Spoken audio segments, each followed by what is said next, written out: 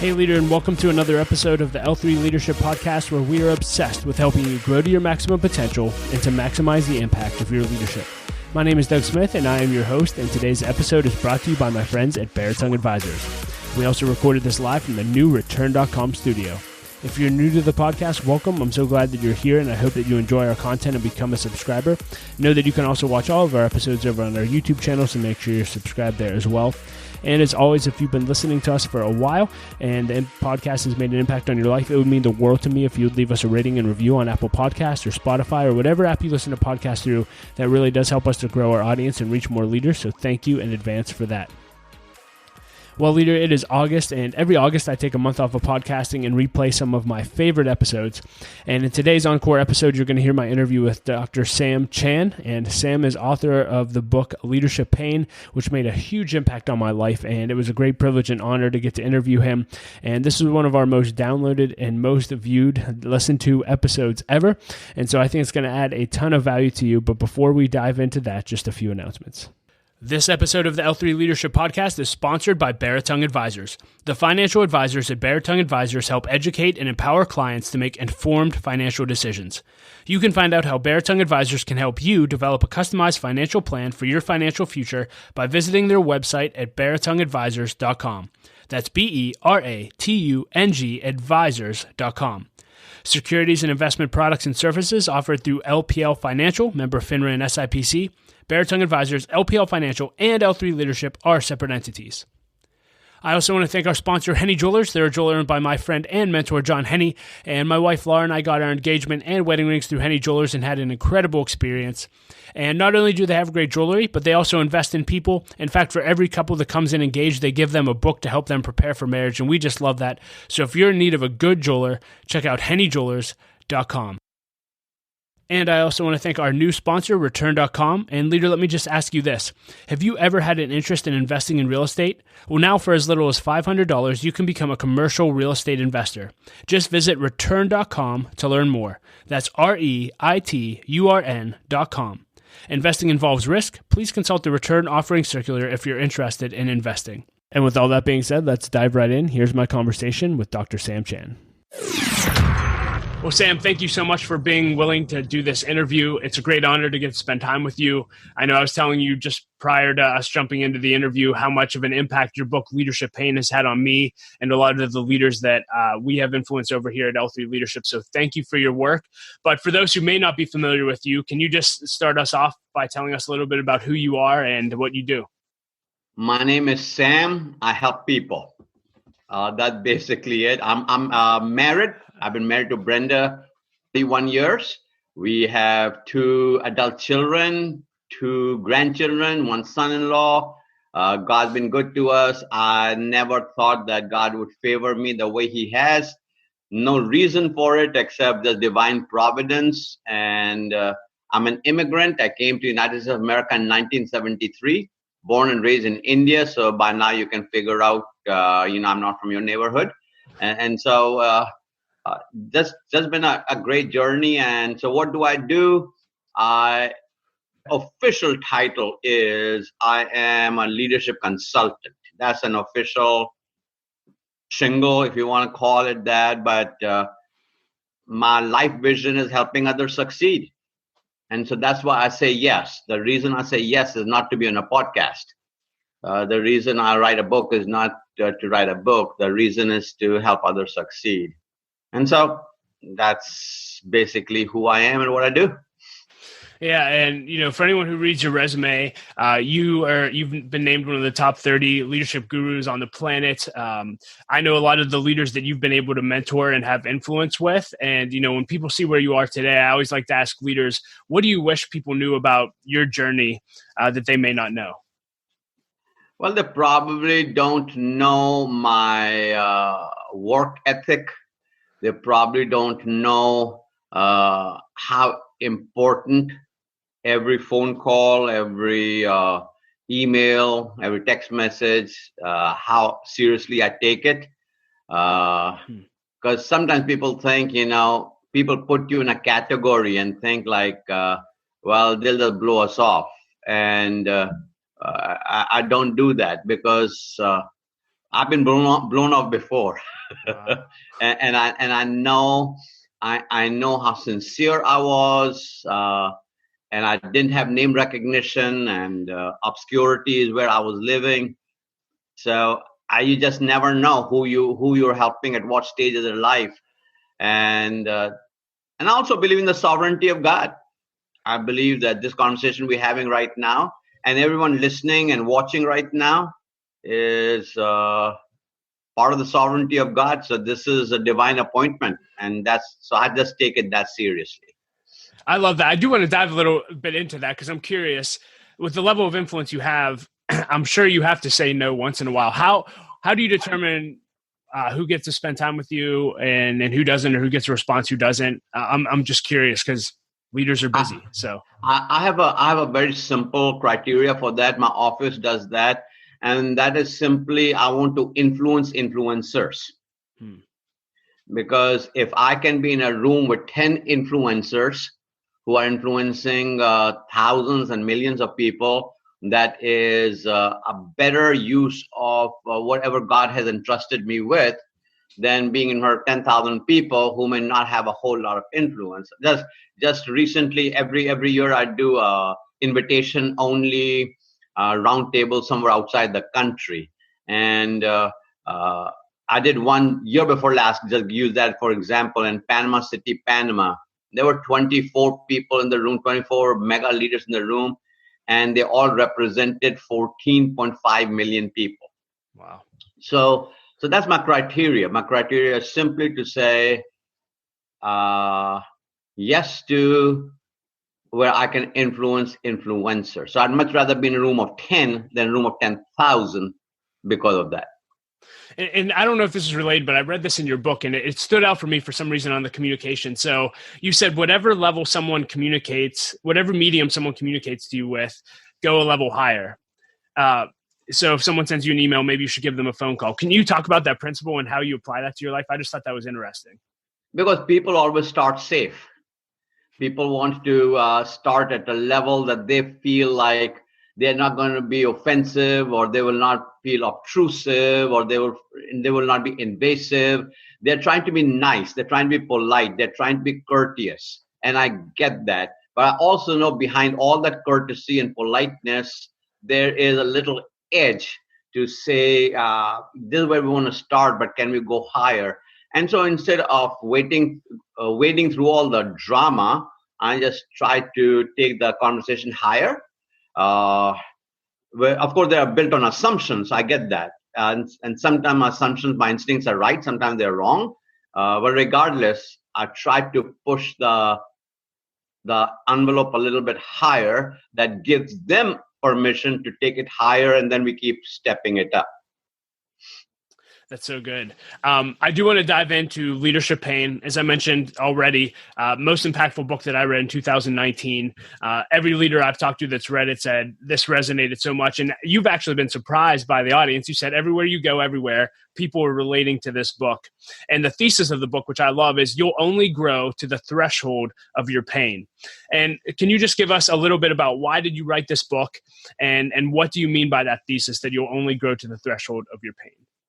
So one of the things I do, so I told you earlier, I'm a leadership consultant, and I deliver my consultancy in different formats.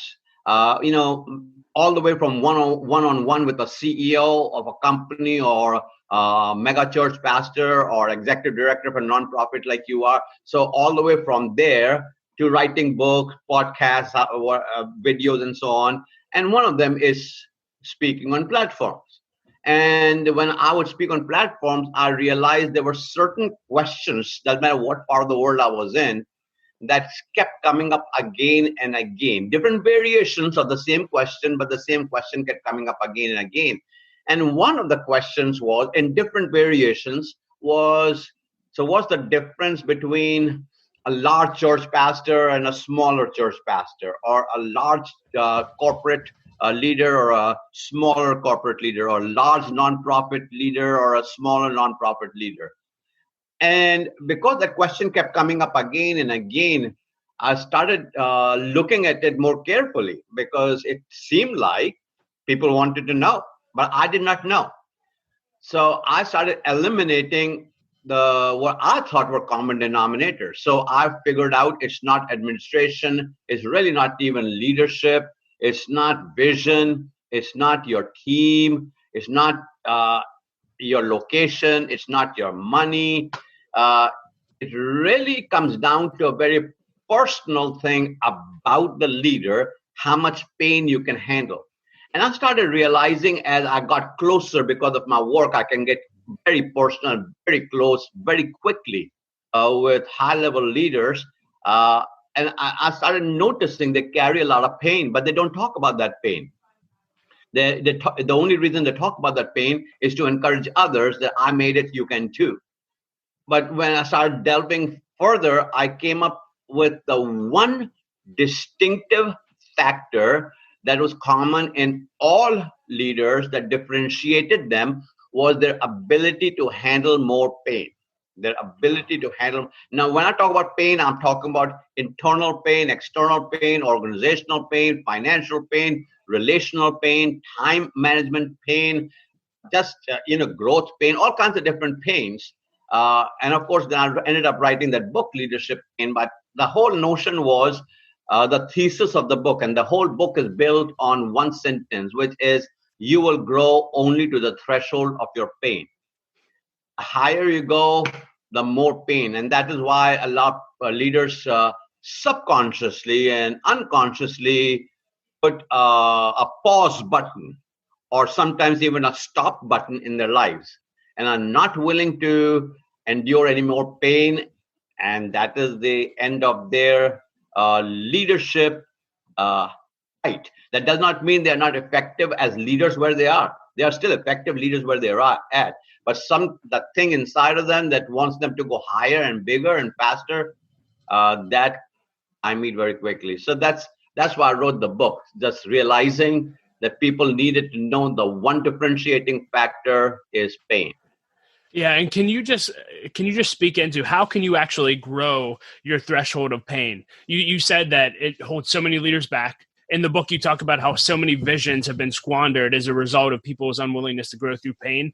If a leader's listening to this and they're at that threshold of just saying, I don't know if I can take any more, but I have this dream in my heart, what would your encouragement to them be? So I've been at that place many, many times in my life, many times in my life, in which I said, now look, I'm done. This is it.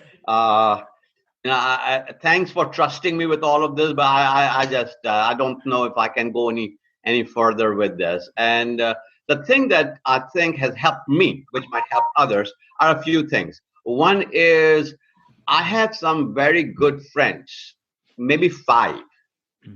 I know thousands upon thousands of people, but probably I got 5 such friends whom I call pain partners. There's a whole chapter in the book called Pain Partners, whom I call pain partners. And pain partners are people with whom I'm not whining, I'm not complaining, I am not saying woe is me and poor me. These are people with whom I can transparently say, man, I'm done. I don't need this pain anymore. I can make more money and not have to deal with this. Why do I want to lead an organization when I can just get me a job? Because when I'm leading an organization, I'm never off. I could be on a vacation somewhere or on a cruise somewhere. But this thing, because I'm leading the organization, I used to be a university president. It just kind of lives in your head. I used to be a senior pastor. You're never off. I can tell you many times I've said to my wife, Brenda, I tell you what, I'm just going to get me a job. I will make less money. I get that. I will not have any invitations. I get that. But after 5 o'clock in the afternoon, I'm done. I can turn my phone off. I can turn my email off. And when we are on a holiday, when we're on vacation, I don't care who dies. I don't care whose house burns down. I don't care. I can actually shut my life down and actually have a full-fledged holiday. So pain partners have really been helpful in which I can just talk to them and they're not trying to fix it either. That's an important thing about pain partners. Wow. These are not answer people. They are not people saying, you can do it. Come on, Sam, you can. No, that's not a rah-rah place. They are just like the dumpster. I just dump on them. And after a while say, thanks for listening. And so that's one thing. The second thing that has really helped me is God's history in my life. God's history in my life. And God's history in my life has been that before I go to any, whatever you want to call next level of influence or anything, I've been through a dark night. That's been God's pattern and God's history in my life. So because that has been God's pattern of working in my life, it is easier for me to say, okay, I'm hurting right now, but looks like he's up to something good. So let me not waste this crisis. let me kind of hang in there and see what he's got on the other side. That's so good. And can you just maybe dive a little deeper in that, specifically to young leaders? You talk a lot about in the book, when people start the leadership journey, they have these aspirations and they idolize what leadership is. But then when you actually get into the arena, you realize it's nothing like that. And there's consistent statements throughout the book. And I think Craig Rochelle said it. You said it in so many words that before God uses you greatly, he's going to break you. And not the most encouraging statement ever, but I think there's a reality to that. So can you just speak to the 20-somethings, those in their early 30s, starting out their leadership journey? What advice would you give to them when it comes to this whole subject of leadership pain? So first of all, coming from an old man, I wish that was a young person's dilemma.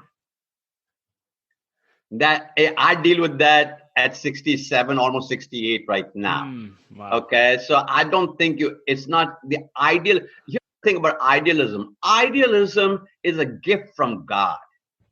Because if we didn't have ideals, we would curl up and die even before we started the journey.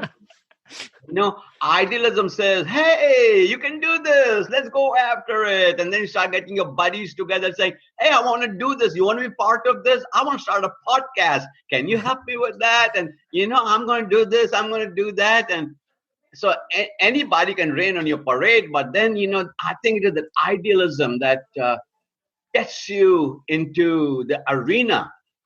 And the idealism that I can do this is what is needed. Because if we were not idealistic, if we were all realistic, none of us would do anything.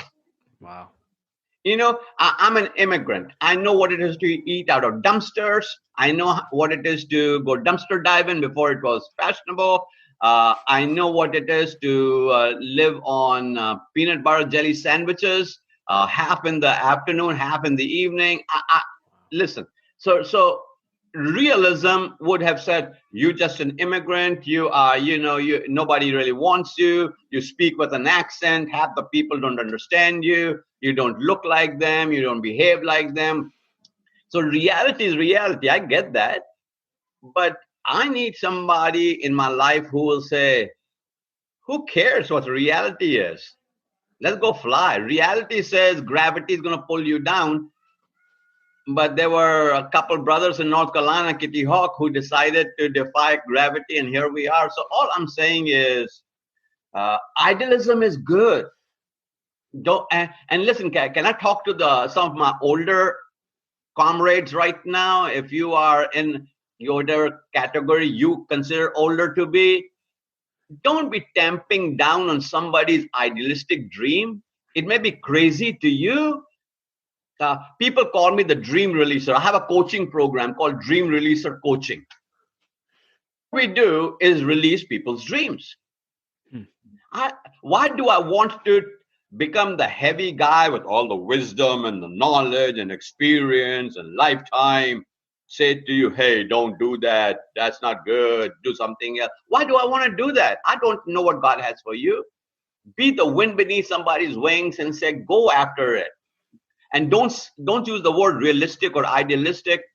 It is somebody's dream is their dream. And who are you to pass judgment on somebody else's dream? Let people dream.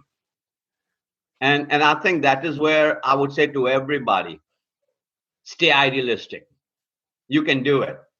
Everybody who did anything at any time in their life did something that at one time was considered impossible. So keep doing it. I love it. Can you dive a little bit deeper into that, since you coach people to release their dreams? So step one, it sounds like, is don't drain your dream, go after it. But what practical steps do you coach people in pursuing their dreams once they have it? So if I had a dream to open a hamburger joint, so I have to become a student of hamburgers and hamburger making.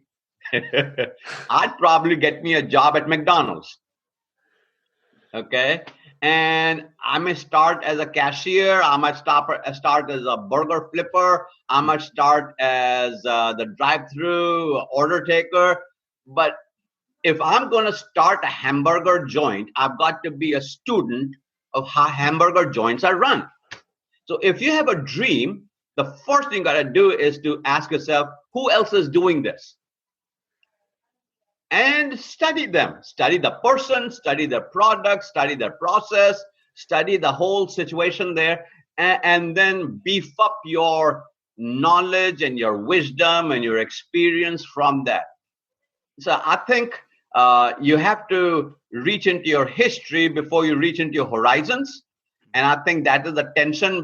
People keep running towards the horizons, but they have not. So for example, if you want to write a book, then you read books, but also figure out, so how are books written and what does the publishing industry look like, and those kind of things. I would just say to people, become a student of whatever your dream is. That's so good. I want to dive into a little tactical leadership, and a question I always love asking leaders, and part of this you may have already talked about, but what are some of the prices that you've had to pay throughout your journey to get to where you are? Oh boy. That almost sounds like I'm some kind of martyr. It's like, whoa, I paid this high price to be where I am, to do what I do. Okay. I think living a disciplined life, I'm not OCD. Some people might say that, but I live a fairly disciplined life. For example, there is not a single person on this planet who can say that I sent Sam Chand a message and he did not respond. Wow.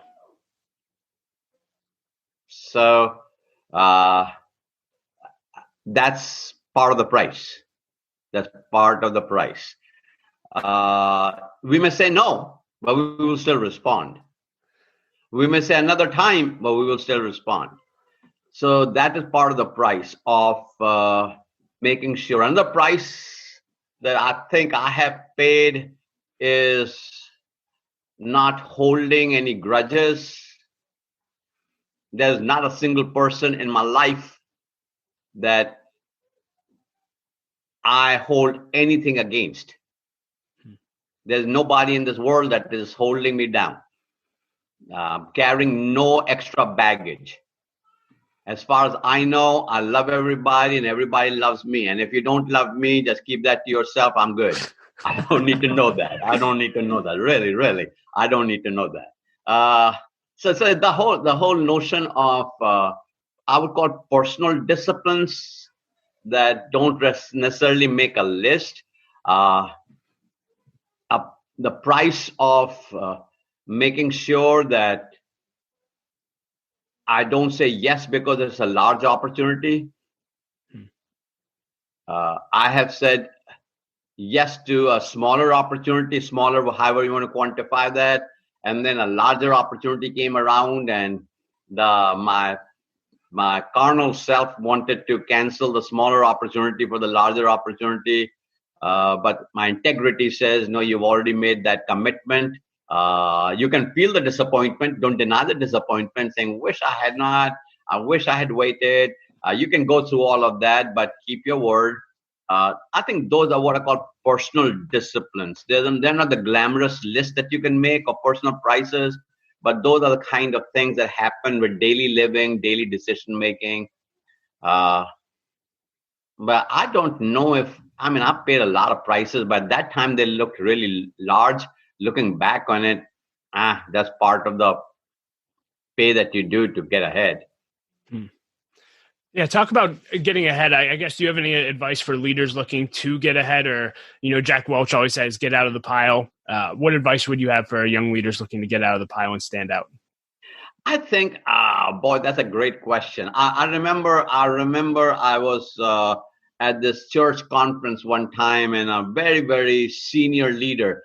At that time, he was 60 or some years of old age, and he seemed ancient to me. Now I am him. He seemed ancient to me, and I was 26 at that time. Yeah, I was 26 at that time.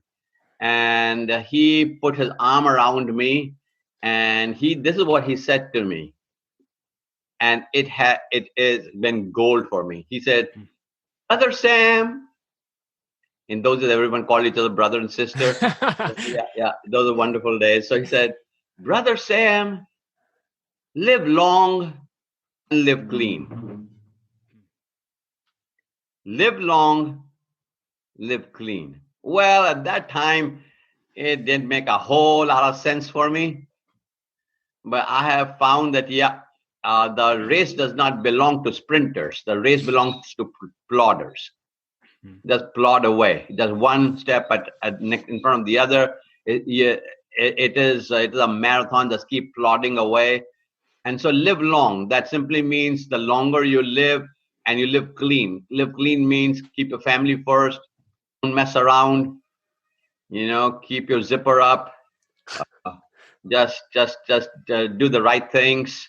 Make good choices. Lie to people. Don't try to make a fast buck. Stay married. Be a person of integrity. Keep your word. That's what he meant. Now it all makes sense to me.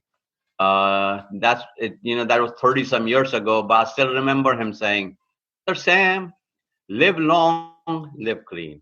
And can I tell you what prompted him to say that? So, I'm 26, and I am one of those guys asking questions. I walk up to him. He's successful in what he's doing.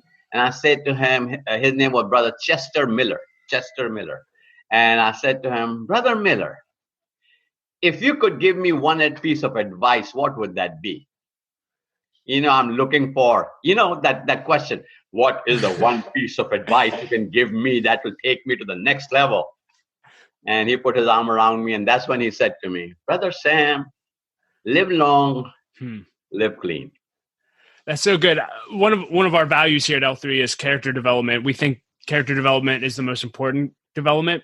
And I'm just curious, as you've worked with leaders, how do leaders grow and develop their character? You just mentioned a bunch of phrases that sound great and obviously would build up a life of character, but how can we actually build character in others? I'm just curious how you view that. That's very difficult to do.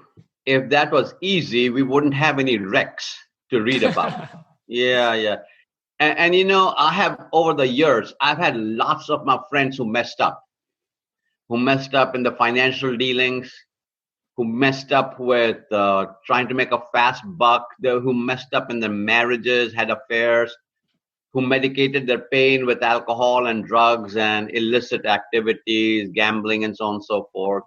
And these are good people. These are godly people, and some of them pastors of large churches. Some of them husbands and fathers and grandfathers that you would have thought are brilliant people. How could they throw it all away with this one-night stand? How could they do that? Were they not people of character? And to me, character is, but that's a huge question. So give me a minute to answer that. So let me just tell you how character is destroyed. Character is destroyed in 3 steps. And we find that in Psalm chapter 1, verse 1, where the psalmist says to us, "Blessed is the man who walketh not." Number 2 is standeth not. Number 3 is sitteth not. I'm doing it from the King James version because it is just, I'm a King James guy. But no, I'm NIV and Message and Living Bible. I'm all that. But in this quotation, blessed is the man who walketh. Walking is your first step towards sin. That's the anatomy of sin. Standing is the second step. Sitting is the third step. Nobody starts off by sitting. So that means if you ended up having an affair, for example, not throwing stones at anybody, I was saying if you ended up having an affair, it didn't happen just like that you and your wife had a fight, so you ran down the road and picked up somebody and had sex with them. That's not how it happens. It started on a slippery slope. You were walking by, you were watching things you shouldn't be watching. You were looking at stuff on your phone that you shouldn't have. You were reading stuff that you shouldn't have. You were going through time, you were just walking. But in your peripheral vision, you could see stuff. And then you stood there long enough to being enticed by it, being attracted by it, being seduced by it. And then you end up sitting down. Character development, I've got to deconstruct this whole notion and say to myself, who am I walking with? Who am I standing with? And who am I sitting with? And that is where it is very important for you to have truth tellers in your life. He will say things like, Sam, everything okay between you and Brenda? I noticed that you guys have been short with each other. Sam, the way you replied to her, everything okay there? Sam, you used to respond to my emails and my text messages, but now you used to do it every day. I mean, if I send you a message, you respond the same day, but now it takes you 3-4 days. Are you okay? Somebody just needs to raise a question and ask a question. And I can tell you, most of us are afraid of hurting other people's lives, and we don't love them enough to risk our relationship, to raise the issue and ask the question. So over the last 35, almost 40 years, I'm known for raising the issue and asking the question. I'd much rather lose you as a friend, and I'd much rather hurt your feelings. I'm not going to do that on purpose. I'm going to be very respectful. I'm not going to be like a bull in a china shop. I'm not going to come accusing. I'm not going to be throwing stones at you, but I will ask you that question. I will say, Sam, are you dry now? Are you still drinking? Sam, how are things at home? Sam, are you still watching that stuff? Sam, who is monitoring that stuff? Sam, have you broken that relationship off? Sam, have you paid that money back? Sam, are you still gambling? I ask those questions because I found out how more people look to or work towards keeping the relationship than keeping that friend from the ditch. I'd much rather build a fence at the top of the hill than build a hospital at the bottom. I'm just one of those guys. I'm wired like that. My wife will tell you, I have knocked on people's doors at 11 o'clock at night saying, you should be home. Are you home? Wow. That's so good. I'm known to do that because I love you enough to not let you slip into a ditch. That's at least what I do. So I love that on the front end. Can you talk to leaders who may be listening to this and they might say, man, I wish I would have had a friend like that 6 months ago, but man, I've fallen. And you talked about you've had many friends fail. What is the other side of having a fail look like? And what's your encouragement to leaders who may have found themselves in a situation they didn't want to be in, but found themselves in? So let me start by asking a very insensitive question, and then I will answer that question. The insensitive question would be, so how come you didn't have any real friends? Wow. What was it about you? What was it about you that kept people, you called them friends, but they're really mere acquaintances. They were well-known acquaintances. So what was it about you that did not invite people into your life to be the kind of people that you needed in that moment? Having said that, that's an intrusive question, but that has to be a question that is asked somewhere in the front end to become introspective about our enabling behavior that keeps people at arm's length and does not allow them to come in. The second thing I would ask them, So what lesson have you learned? Are you still trying to do life alone? Or have you changed that behavior? Who is speaking into your life? The question is not who are your mentors, who are your guides, who is your consultant, who's your coach. I think all those are fair questions, but that's not the question. The real question is, who have you given permission to speak into your life? So I have 5 such people in my life.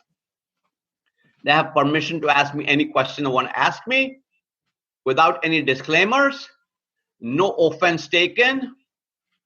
Ask me anything you want to ask me. In fact, there are times I'll call them and say, is there anything you want to say to me? Is there any question in your mind? Is there anything you are seeing in my life that is you think you're wanting to say and you just don't know how to bring up the topic? Let me bring up the topic. You talk to me. Because I'd much rather deal with that myself and put myself in a position that it places others at risk and my relationship at risk. So I think most people do not learn from the behaviors that got them into it to begin with. Remember, I talked about walking, standing, sitting. So who are you walking with? Who are you standing with? Who are you sitting with? Sam, that is unbelievable. Thank you so much for sharing that insight. I do want to dive into the lightning round, but before we do, for those listening to this interview, you have many services that you offer to leaders. Can you just talk about a few of the services that you offer, how people can connect with you? And I believe you also have a special offer specifically during this time during COVID-19. So yeah, thank you for bringing that up. I'm very frustrated right now, and my frustration is people are home, might have a little more time to increase their leadership, but cash is low, or they're being careful with their cash. So I have a leadership program called Sam Chan Leadership Institute. And for years and years, we have been marketing that all over the world. We have thousands of people subscribe to that. And they pay $2,000 a year to get the 12-month program. So what do you get for 12 months? You get one of my books every month, so 12 books that I've written every month. You get 4 videos a month that support that book. And at the end of the 12 months, you get a certificate of completion. We are saying to ourselves, how can we help people and not worry about the money part? So we're calling this the COVID offer, or whatever you want to name your price offer. This is what you will do. If you go to a website, let me give the website now. It is samchandleadership.com/COVID, COVID. I'll give that to you again in just a moment. What happens there is it'll ask you 2 questions. One is, what's your contact information, so we can start sending you material. And the second question is, how much do you want to pay? You put in whatever. Please hear me now. Whatever you want to pay in there. No questions asked. No negotiating, no back and forth. No one's going to say that is too low or unacceptable. Whatever you say, you get in the program. Imagine for a moment you go to a restaurant and you sit down, you look at the menu, and there are all the menu items and no prices. And you call your server over. You say, sir, there are no prices here. What are we going to pay? And he says, enjoy your meal and whatever you want to pay. Whatever you want to pay. On the way out, whatever you want to pay, just pay that. That's the deal here. So you will get 12 books. Everything's online, everything digitized. 12 books, all of them written by me. You get 4 videos a month that will support each book that month, and a certificate of completion for whatever you want to name. So here's the website again, samchandleadership.com/COVID. You can, all the listeners can do this. You want to pass it on to your entire companies. I know right now of the entire churches are doing this. Entire leaderships are doing this. Entire companies are doing it, because it's no money out of your church. It's no money out of your company. It is up to the people. All they need to know is we want to increase. So thank you so much for allowing me to just lessen my frustration during this time of how do I get people raise the leadership. Sure. And leaders, if you're listening to this, we'll include links to all of that in the show notes and throw it in L3 emails as well. So look for that. And I encourage you to sign up and pay what you can pay. So thank you for adding value to leaders in that way, Sam. As we start to close out, I always love taking leaders through my lightning round questions. And so let's just dive right in. My first question is, what is the best advice you've ever received, and who gave it to you? It was Brother Chester Miller. Live long, live clean. Love it. Love it. It may be the same answer. If you could put a quote on a billboard for everyone to read, what would it say? I would put one word: others. Say more about that. Like, I wish somebody had told me in my earlier years, it's not about you. I think Rick Warren said it best in his Purpose-Driven Life. It's not about you. He wasn't around writing those books at that time. He was around, but not writing books at that time like that. So I just it's about others. If you live your life for others, you'll be fine. What's the best purchase you've made in the last year for $100 or less? Oh, I got me a jacket at Nordstrom Rack. It was in my size. It was hiding. It is I just love it. It is like crinkly blue with a black collar, white buttons. I mean, it just pops. So if I stand with some cool jeans, white shirt, and that jacket on a platform, it just looks great on a screen. So yeah, I'm Wayne like that. I love it. What books have you read in the last year that have made a great impact on you that you'd recommend? I tell you, I'd like to recommend a book that I read about 40 years ago, maybe 30 years ago, that I can't get away from. And I've recommended that book than any other book apart from the Bible that has influenced my life and how I live my life. And that is a book by Seth Godin. And it is called Purple Cow. Purple as in color, cow as an animal. Affected my thinking, how I make decisions. Much of what I do is done through the grid. It's just a little book. You will probably end up reading it in less than 2 hours. But it was a life changer for me and still remains that way. So I thought I would give that because it has affected me that deeply after all those years. What are you passionate about right now? Influencing influencers and creating content.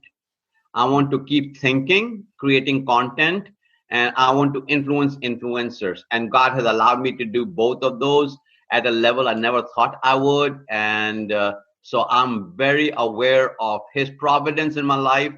And I'm very much aware of the weight of stewardship of that in my life as well.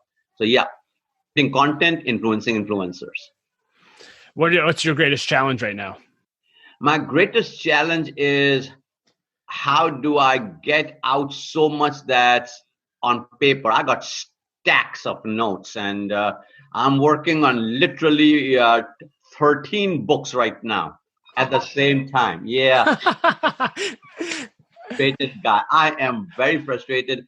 It's like having 13 children, and which one are you going to feed first, So it's just like that. So I've done 2 books this year already. Well, one is already out called The Sequence to Success. The other one will be out in September called Tensions, The Power of Tension. And then there's another book that is due to my publishers in April. I have no idea which one of the 13 is going to end up that. That's awesome. Do you have a favorite failure in your life that ended up leading to success or a great lesson? Yeah, when I applied for a job that I thought I was suited for, and I did not even get a response back. I carried that for a long time, and I could not get ahead. And the reason I could not get ahead is because that became shackles around my feet. I had to let go of that rejection. And more than the rejection, it was nobody even respected me enough to say no. Just got ignored. So yeah, that's it. Do you you get to spend time with a lot of great leaders? I'm just curious. Do you have any go-to questions that you always ask when you get a meeting with a leader? Yeah. So by now how I'm wired. So this is what I would say. I would say, Doug, how are you doing? You'll tell me. I'll say, no, really, how are you doing? You'll tell me. That's it. Please don't mind me asking that question again. How are you really doing? Wow. Well, I'm doing well. I've got a few things I'm working through. So do you care to talk about those things? And so, yeah, that's my question. Wow. I'm in a place in my life. I'd much rather lose you as a friend and keep you out of the ditch. Aside from your family, what is your most worthwhile investment of your time and money? At this given time, you. I live in the moment. I dance in the moment. So I'm not looking for, right now I've got a bunch of calls lined up as you do and everybody does right now. But right now I'm giving you 100% of what I've got. I'm holding nothing back. I'm not looking at my watch. I'm not looking at anything. So I have learned to dance in the moment, give it 100% of who I am right then. So right now, you are it. Thank you.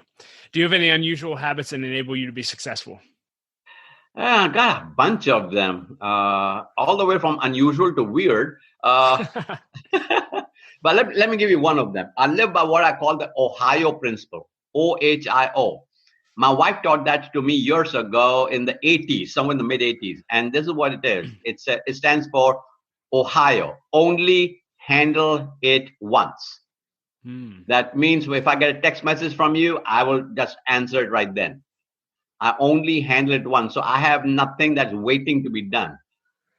And now if you send me a long email with a lot of stuff in it, I will still respond to you and say, hey, got your email. I'll be back with you. But that habit has kept me focused. Do you have a morning routine? And if so, what is it? Yeah, I wake up in the morning. That's a good thing. There would be no routine if you didn't wake up. Then I calm down for a moment in the way of just getting my thoughts, call it meditation or whatever you want. Just a small time of just me and myself. Then I will get on my rower in my house, and I will try to get a good cardio out of that. I'm not trying to be a weightlifter or anything like that. I just want to keep my ticker healthy. So I'll get myself a good cardio, and I tell you what, a rower will kick you every part of your body. So I will do that. Then I will clean up. Then I'll have breakfast with my wife, and we'll pray together. And we'll talk about what's happening in her life, what's happening in my life, what the day holds. We have a time of prayer for people we want to pray for at that time. If there are any phone calls to be made that we need to make together, like this morning, I just called my sister in India. It is her birthday. So, those kind of things. We'll do personal things, and then we will jump into what the day holds for us on the professional level. But I do all my personal stuff. I invest in myself, in my devotional life, in my personal life, in my physical life, in my relationship life at the front end of it, and then go into the day. Do you have anything left? What's one item left on your bucket list if you have one? Yeah, I think I would like to write a book on, I cannot talk about that topic right now, but I'd like to write a book on that subject. I don't know if anyone will read it. I think it'll be more cathartic. Like I told you. And a book. Okay. But yeah, I think that's on my bucket. I really want to make a list, name names, and do that. I look forward to the release of that one. Yeah. No, I'll make more money on that book by not releasing it.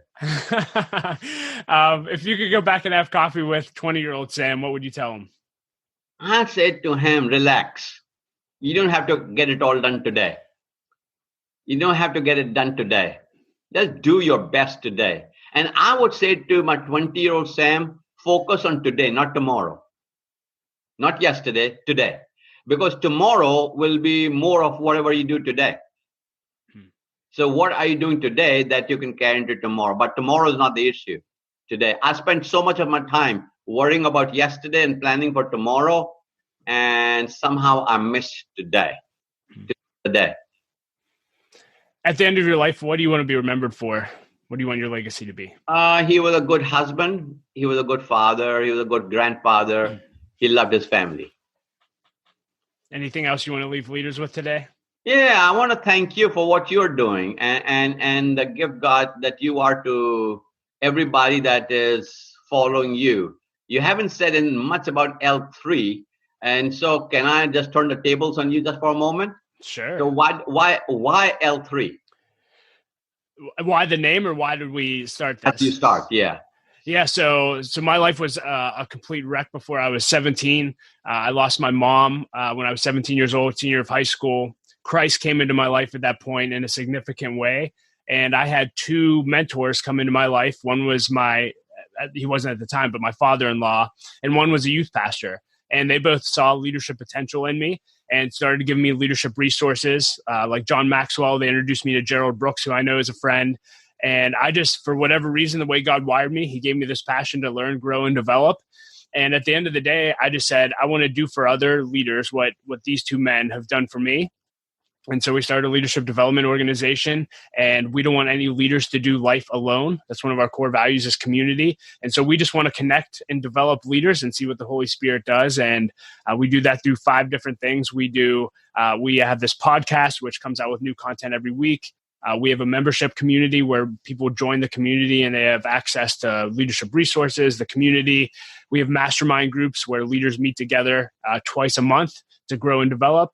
We have a leadership program, and we have a one-day leadership conference here in Pittsburgh. And so that's why we started, and that's what we do. Well, bless everything that your heart is at, and may the Lord exceed every dream that you have, and more leaders be blessed by you. Thank you for not letting your deficiencies in your earlier years hold you back, but you're giving back to what you did not have. And thank you so much for this time to be able to just sit and chat with you. Well, leader, thank you so much for listening to my conversation with Dr. Sam Chan. I hope that you enjoyed it as much as I did.